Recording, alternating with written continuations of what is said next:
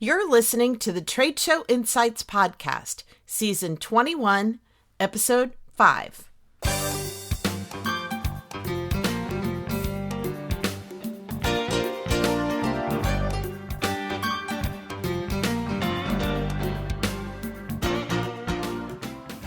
I'm your host and exhibit marketing strategist, Marlis Arnold, bringing you tools to improve your exhibit results. On today's episode, brought to you by the Exhibit Marketers Cafe, we're talking about AI, how to use it, how it can make a difference for your events, and what to watch out for.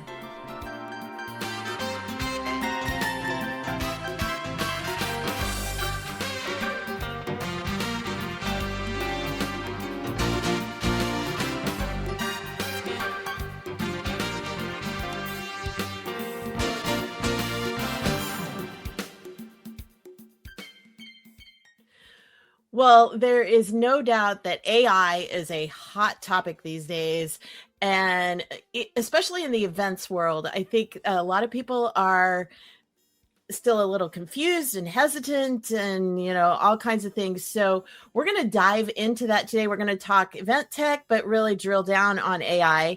And my guest today is so perfectly poised to answer a lot of these questions. Today, I have Sam Eitzen, who is the CEO and co-founder of Snapbar, the experiential marketing platform that helps brands and agencies turn live engagement into measurable results. Since bootstrapping the company with his brother in 2012, he's navigated through multiple industry pivots, from photo booth rentals to AI-powered experiences used for event and marketing activations around the world. Sam is passionate about the intersection of technology and human connection, and how the events industry is evolving from logistics-driven to strategy-driven. Boy, you are speaking my language, Sam. He offers a unique perspective shaped by growing up in Morocco, building a company over the past 14 years, and the conviction that the best marketing doesn't feel like marketing at all. Welcome to Trade Show Insights, Sam. Thanks so much, Marlis. It's good to be here. Well, let's start out because, like I said, a lot of event profs are still confused or hesitant or not real sure about using AI. So just talk about, or, sometimes event tech in general. So let's start by talking about some of the most exciting ways that you're seeing event tech that changing live events and trade shows. Yeah. So event tech generally, before I just jump into the AI specific piece, I think, well, I'm a little biased and shaped by kind of like my entry into event tech, which happened around the pandemic.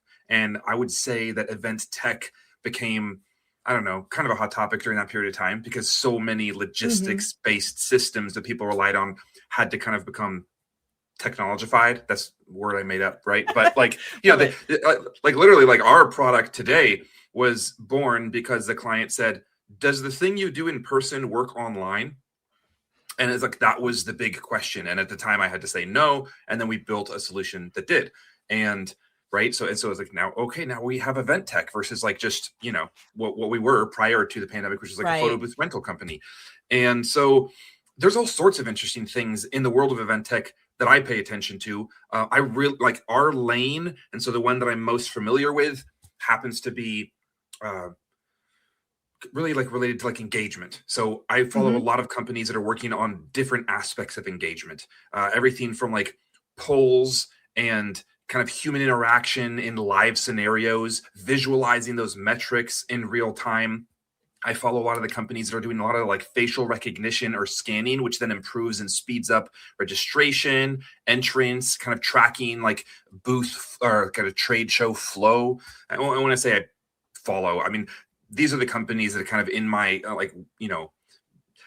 peripheral where it's just like, it's interesting to me. I think I look at them from like a growth perspective or like an admiration perspective, thinking, oh, interesting. They took this technology that existed in all sorts of other places and industries, but they're bringing it and making it relevant to events, solving problems that didn't exist before. I'm super interested in how people are approaching networking and making networking better, because I love going to events, but I'm not the most outgoing person. So I've always struggled to like do personal networking and the old school, like you show up and grab a drink and wander around, bar height tables, hoping that you run into someone is like, did not work. I would honestly just avoid those. So super interested in people solving that problem. Well, and I think too, as far as networking, I think a lot of it is like, even those of us who maybe are not necessarily introverted, Yeah. but like I feel like I'm pretty extroverted and outgoing, but if you put me in a situation when all of a sudden I'm thrown in with like, 500 strangers, well, Yeah. yeah, I'm going to be a little bit more hesitant. And so I Oh, think, yeah, 100%. having some Yeah. of those networking tools that can Hmm. help to encourage and facilitate the networking. I Yep. think it's really Yep. exciting. I'm like you, I kind of like pay attention to all these kind of things. I mean, there's no way you can like really deeply No. follow all of these ideas, but it's really fascinating to see some of the event tech that's out there that's, helping to solve. And I think that was a key that you mentioned was looking at how you can solve a problem with the tech. Yep. Because I think too many times it's the reverse. It's like, oh, well, this is really cool tech and everybody's talking about it. We've got to have it at our event. And it's like, Right. okay, what problem is it solving? Is it a problem you even have? Right. Yeah. No, it's true. I mean, those are the companies I pay attention to. I mean, during the pandemic era, like a lot of platforms that grew very quickly solved the big issue that was, like how do we get people to like attend live but from home, and how do you make that interesting, and how do you get people to like chat with each other? And it's evolved from there with the growth of, or I shouldn't say the growth, but kind of like the comeback of in person, and then its growth since the comeback. And I think the future is like brighter than ever for live in-person events. Of course, yes, sure, we all know that virtual and hybrid is so much easier now because we had that experience. But when everything in the world of AI is becoming harder to kind of trust in a sense, I really think that like the value of in-person stuff just Yeah. never stops being great and like has a very bright future. So I love being in this industry for that reason and focusing on like the human connection pieces because I think it's valuable. Well, let's talk a little bit about what are some of the maybe less obvious or a little bit more advanced ways that um, event professionals, especially as far as trade shows, could be Yeah. using AI. Because I think too many people are still at the surface level of like, oh, I'm going to just throw something into Claude or Chat GPT or whatever and Yeah. just, Yeah. get this as people are calling it Yeah. Yeah. AI slop, Yeah. but Yeah. what are some more advanced strategies that you think that more events should be utilizing? I mean, first, I think if people do learn the basics, because I like to caveat, I don't want anyone to kind of like think that their use of Claude or something like that isn't good or could be good. So if you're doing that, I think that's great. I think there's Right. ways to use it, to prompt it, to orchestrate it that can be incredibly powerful. Because I still use Claude projects, Claude co-work, Claude automation all the time. But I will say, like, it kind of grew from just like I'm in the chat to now I'm using co-work, which has access to my like desktop, and they make it Exactly. remarkably Yeah. easy to set that up. And then I'm using the design tool that they came out with to like help with like proposals and stuff like that when I'm like talking about new concepts with various partners. And I'm realizing, man, like just in this one tool, I don't have to do anything crazy, like set up an open claw machine or whatever. Like there's a lot more than just the basic chat. So I think it's great when people use that and jump in.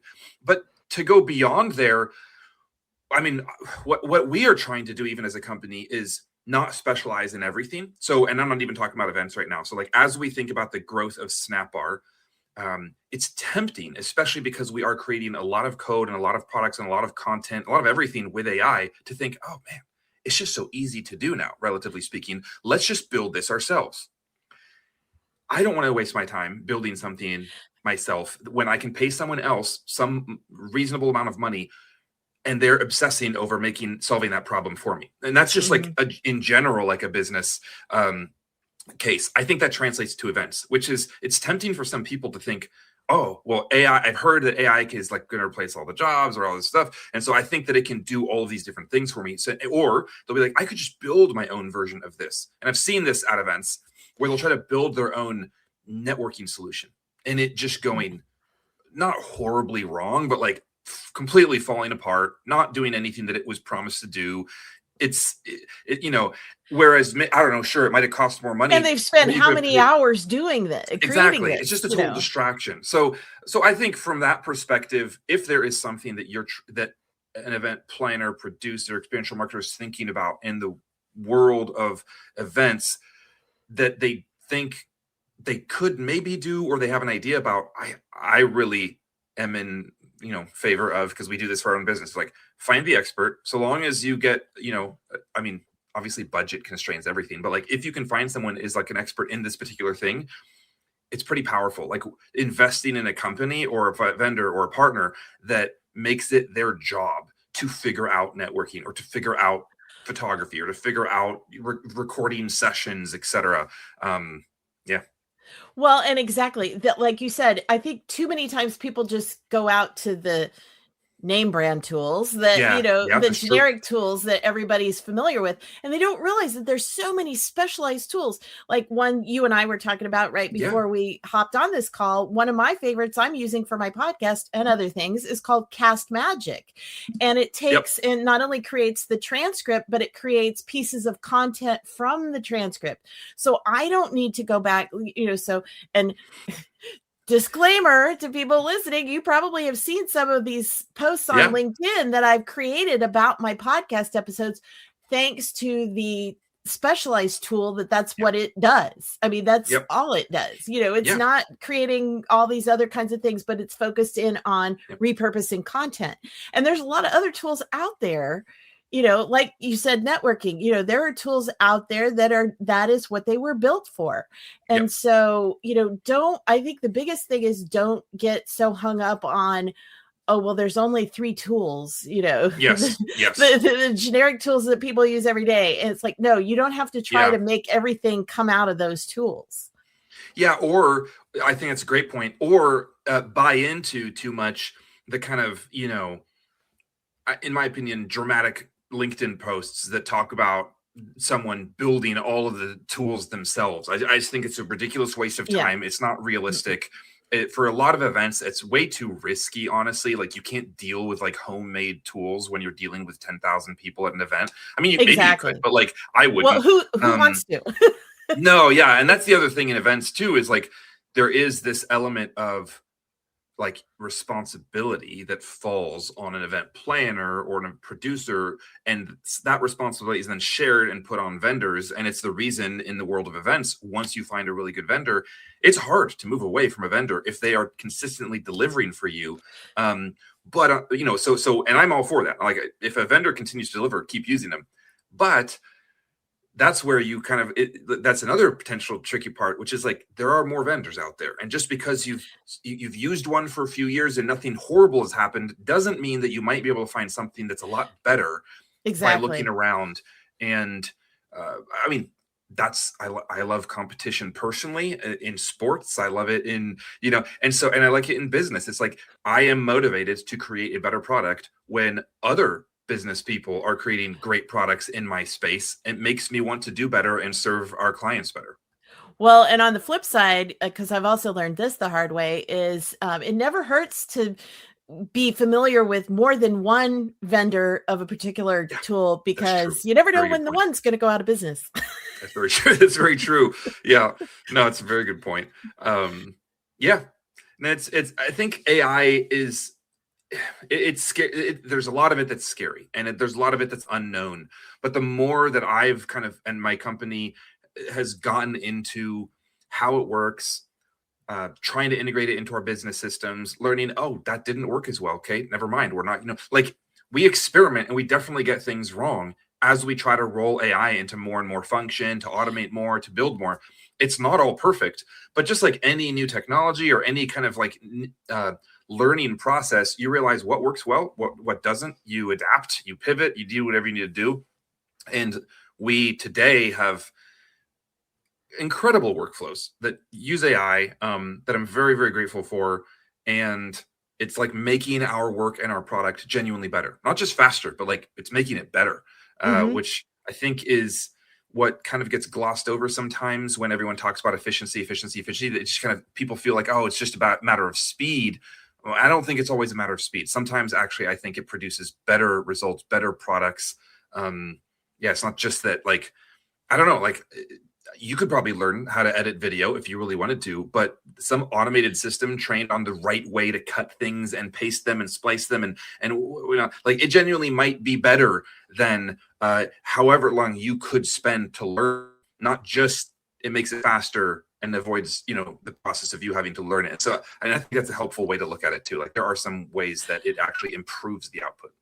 Well, exactly. And I think too, you know, because this is something else you and I had talked about earlier, is that there's always that hesitation of, you know, well, how much do I let the AI tool do, and how much, you know, you've always got to have that human on the back end. You know, it should be, you know, get the raw output from the AI tool, you know, like you were talking about the video editing, look it over before you actually publish it, you know. Because you know, make it sure requires taste. Yeah, well, and sometimes maybe it clipped out a really important part that you felt like needs to be there, or maybe it, totally, you know, it changed something that you didn't want changed or whatever. So you always need that human editor to look over the finished product before you put it out in the world.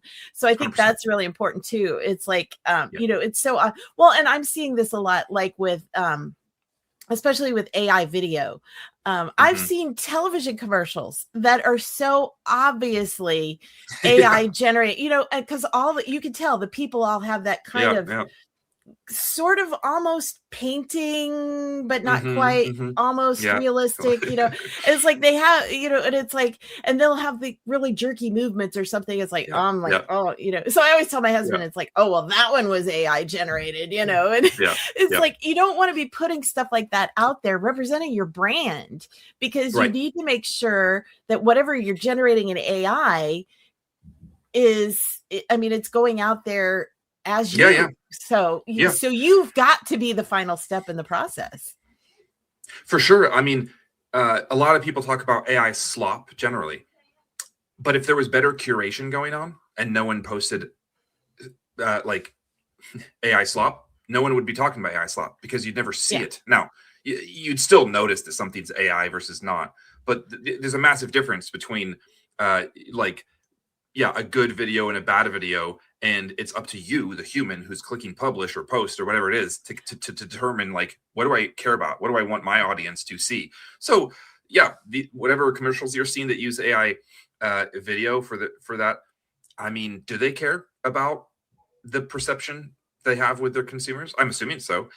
Does that consumer happen to care about like perfect, you know, AI video? Maybe not. I mean, that's where it depends. I've seen a lot of ads that use AI and almost deliberately lean into the fact that it's ridiculous. There's some big brands that have, where they've kind of like teased the fact that it's AI, in which case it's like, oh, well, that's taste. That's deliberate. They literally were kind of poking fun at the fact that AI was messing stuff up and we're trying to create virality or like notoriety through it. Yeah. And they're just trying to start the conversation around it. Exactly. So I think, I mean, any blog you publish, anything that you write, it's pretty easy to even tell, in my opinion, when people write LinkedIn posts or emails with AI. I get email replies all the time that sound as if an AI wrote it.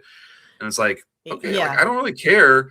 But if it's a really like, if I ask like a series of questions and the answers are all kind of half baked to try to like say, get a proposal to a client, I'm like, I don't know if this is going to be the right client to work with. That's the perception I have in my mind. I don't shut them out immediately, but I'm thinking, if they're not willing to like give me real answers based on serious questions I need to send you a good proposal, you're probably like, how complicated is this whole build out process going to be? Like, is this going to be every email from you? Like, and it makes me wonder, like, whether I really want to work with the individual, you know? Yeah, well, and sometimes you wonder, are you really even talking to an individual? That's true. I mean, or is it like a chat bot? It's like, So I think, there's so many layers of this that need to be considered. And, you know, the technology is great and there's so many tools out there and there's more coming all the time.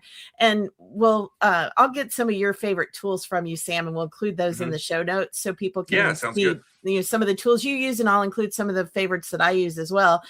But how do we, with all this technology and all the things that are out there, how do we ensure that events still feel authentic and are really fostering genuine human connection? Because I know that's one of the things that you're really focused in on, especially with Snapbar, that you want to still keep that very human connection and engagement factor. So What are your tips there?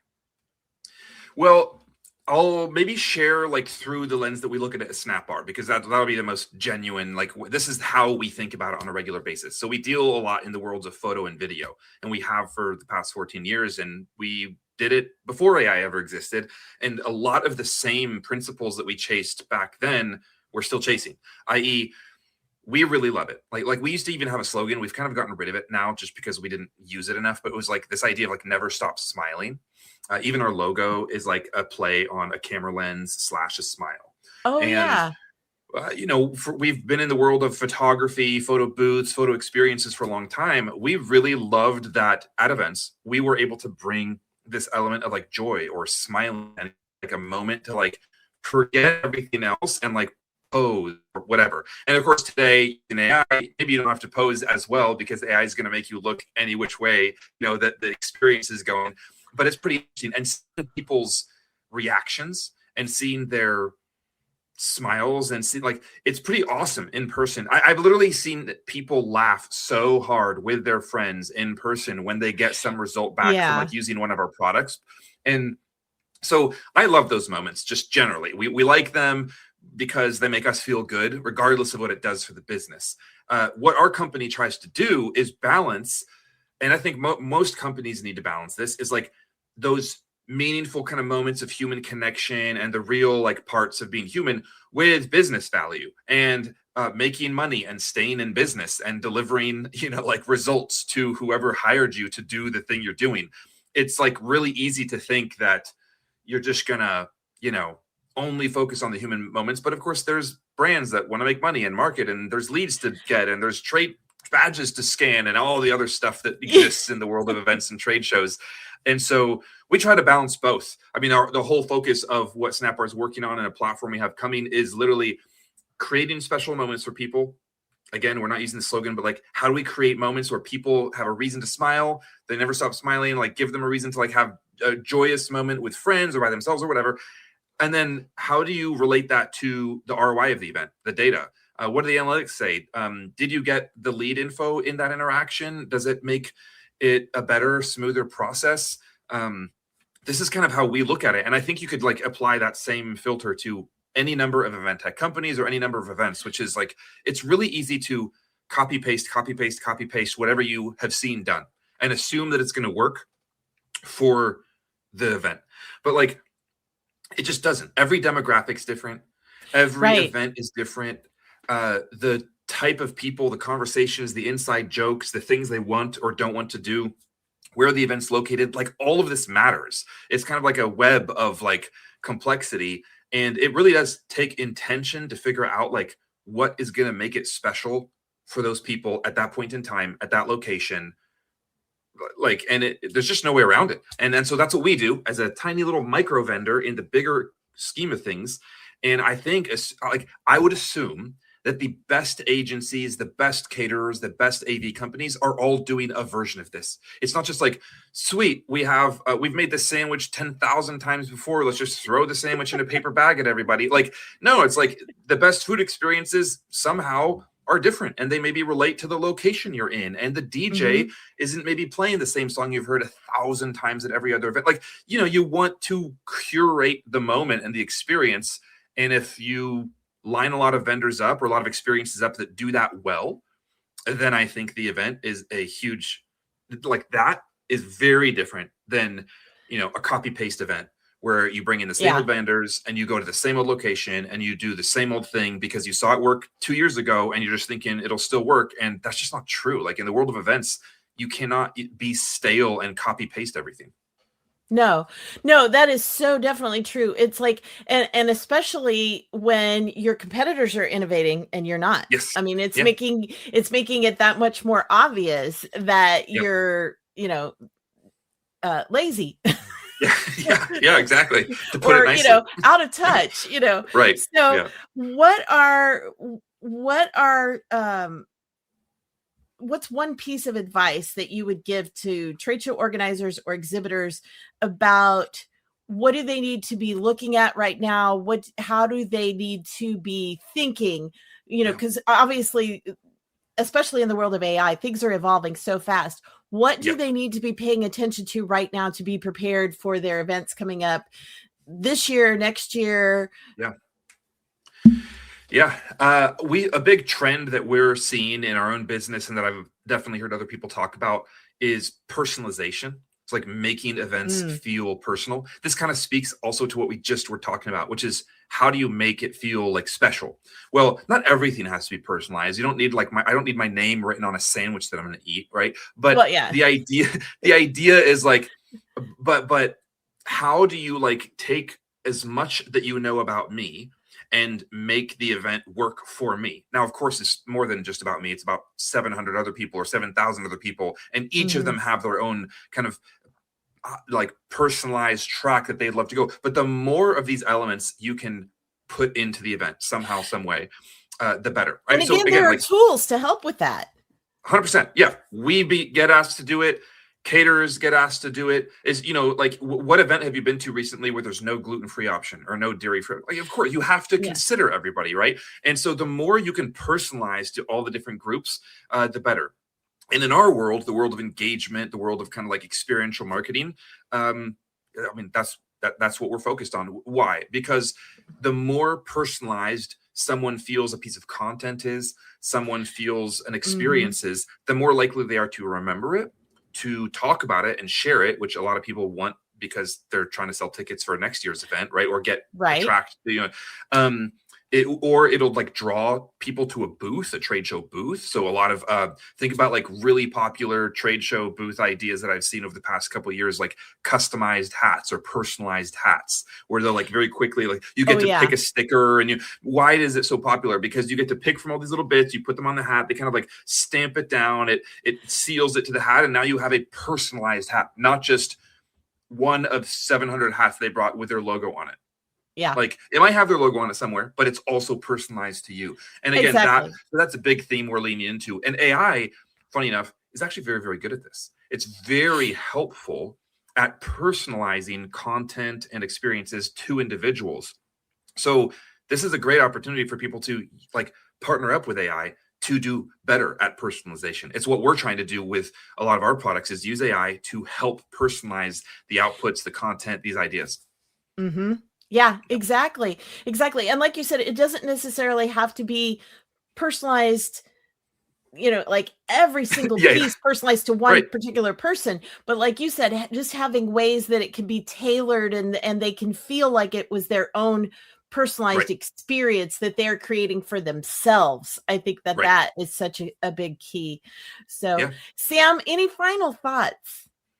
No, this has been great, Marlis. I don't want to talk people's ear off about AI or anything like that, but I write about it not super frequently on my LinkedIn, and it's what SnapBar is focused on. There's a lot of people that are doing some really cool stuff in the world of event tech generally and engagement. Yeah, it's been great. Thank you. All right. Well, thanks, Sam. I appreciate you being here, and we'll definitely be following along to see what this mystery new announcement is coming from Yeah, it'll SnapBar. be So a big project we've been working on. We'll finally see the light of day. So awesome. Awesome. yeah. Well, thanks so much for joining us on Trade Show Insights.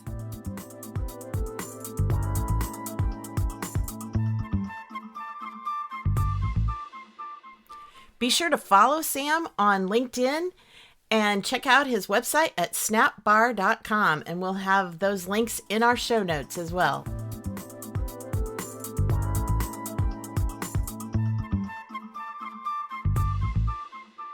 If you enjoyed today's episode and would like more, you can subscribe to the Trade Show Insights podcast and automatically receive future episodes on your chosen device. Simply search for Trade Show Insights in Apple, Spotify, or virtually anywhere else that podcasts are found, then click the subscribe button. Trade Show Insights is protected by the Creative Commons copyright license. You may feel free to share this recording with colleagues or embed it on your own blog as long as it's shared in its entirety and is not used for commercial purposes. To learn more, please see the link in the sidebar of the show notes at tradeshowinsights.com. Well, that's it for this episode of Trade Show Insights. Be sure to check out our show notes and archives at tradeshowinsights.com. You can also connect with me using the social media links or the contact page on the site. I'm Marlis Arnold. Thanks for listening, and be sure to join us next time for more tools to improve your exhibit results.